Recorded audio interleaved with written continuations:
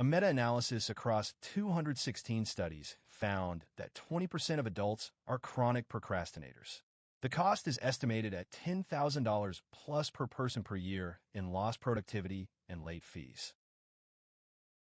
Dr. Tim P.Y.C.H. Wales' research at Carleton University proved that procrastination is not a time management problem.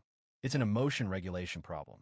You avoid tasks because of the negative emotions they trigger: boredom, anxiety, frustration, or self-doubt.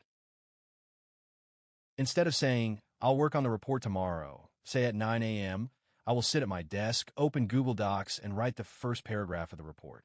Studies show implementation intentions increase follow-through by 2-3x. Pair a task you avoid with something you enjoy. Only listen to your favorite podcast while doing data entry. Only drink your fancy coffee during deep work. Your brain starts associating the dreaded task with pleasure.